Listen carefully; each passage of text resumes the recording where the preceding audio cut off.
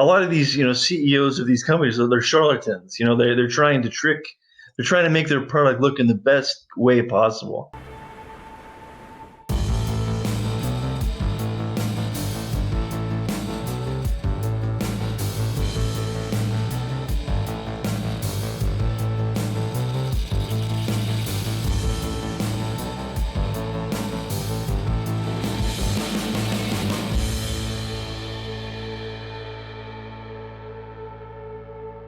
Well, we really look at the product, make sure the product works well. And for example, the last one we have did was Wrap Technologies, and we also look for situations where the management doesn't explain the product well enough. Like it doesn't, the management only looks at the positives of their own product. They don't explain the downsides enough of it, and so they paint an incomplete picture. And what we do is we paint the whole picture. We make it clear. Mostly we show the negatives. And for example, this last one we did, Wrap Technologies, they have a product that shoots out of their cartridge.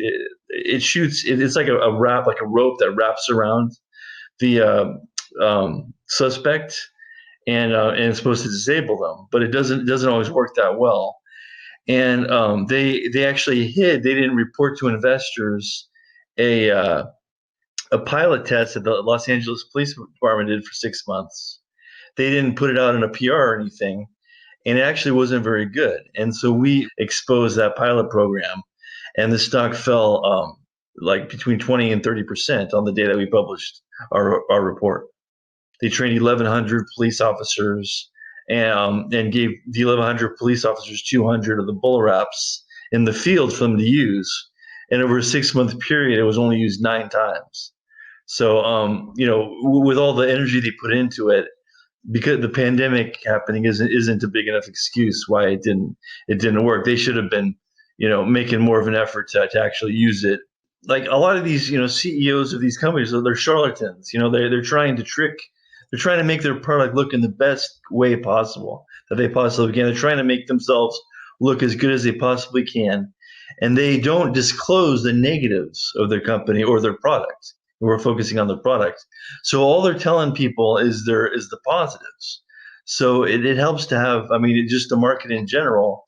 You want to know if you're going to invest in a company, you have to know all the negatives and positives about a company's product. And a lot of the companies that we follow and we end up shorting are ones that we don't believe that the investors have an accurate picture of how good or how bad the product actually is, because you're just getting a one-sided view of the management.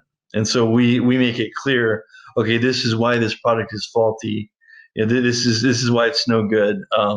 And we try to be just as accurate, tell the truth. We always tell the truth, and we want to be as accurate as possible about the product. And if there's some positives too, we'll say what we think the positives are, but we definitely show all the negatives about the company and the product. Would you ask me the aha moment when I spotted the short that I'm gonna talk about in the Contrarian Conference? If you look at the underlying economics in the business, it's structured in such a way that benefits employees at the expense of shareholders. So the employees are given a high payout of the company's revenues, and they were given stock. So as a result, the stock and the stock price become a major product for the company. Rather than its core business is not as big of a deal as the stock. And the short idea that I'm going to reveal has gone to incredible heights recently, much more than its competitors that don't have benefit employees this much. These competitors keep more of the revenues, which is better for the company. But this company that's gone up so much is attracting so many salespeople that's the reason why the stock's going up. But it doesn't have any advantage over its competition in regards of gaining new business, new customers. It can just get new employees, new salespeople. And one thing that it has is a Zoom-like virtual reality type of product that helps communication within the company that I think is overrated. when I first heard about this company, I heard it from actually a client who told me this looks like a good short idea. And I was looking at it, and then it gone up so much. I mean, that's actually a really good spot to short, is when someone else says, okay, this is a really good short idea at this price, and then it goes much higher than that price. So it was a good short idea. Now it's a great short idea, because the higher a stock goes, the safer it is to short it. And so this particular company, it's strange business model, and then this stock, which continually risen, way higher than its competitors in the sector. That motivated me to take a closer look. I think the whole story is going to unravel when first the hype around the remote work tools subsides. When there's less hype around virtual reality and Zoom type of tools, then the stock, the air might come out of this bubble.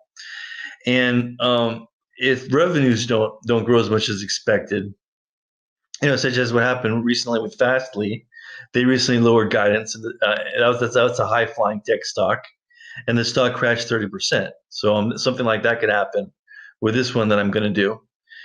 And another thing that could cause it to fall is if the sector it's in starts to slow down, because the sector right now is really hot that it's in, and if that slows down, this is like the highest flying stock in the sector. So once that slows down, then the stock could crash from that. I think short selling is very difficult, because if you're shorting a stock that's short, that a lot of people are short, sometimes there's a high borrow rate, and you have to pay a fee to hold your short position. So often you can't, you're unable to hold for a long period of time, because you're paying a constant borrow rate, and that can be as high as 100% or more, or often like 50%, and you just keep paying that. But I think people need to understand that people that don't understand short selling, they think it's evil. Evil is that you need to see the positives and negatives of investment. You shouldn't just see it one way. And often when people put out a report, it makes the stock go down, but it's going to go down anyway, whether you're going to publish a report or not. Like if you publish a report and it goes down, people get angry who own the position. They're mad because they might have bought it at the top. Who knows? I mean, you might have caused some people to lose money on their long position. But the thing is, this is going to happen eventually anyway. And it's best to get it out soon, because the management is going to keep selling shares and enriching themselves, and they're going to take even more money from shareholders. So it's better just get it out really quickly, so management can't enrich themselves as much on a faulty company or a faulty product. To become a better short seller, you got to look at history. I think it's good to look at how other people made mistakes, other short sellers. I mean, there's so many short sellers out there right now. There's so many groups that are out there, so many research groups out there that you can look at and see where are they going wrong.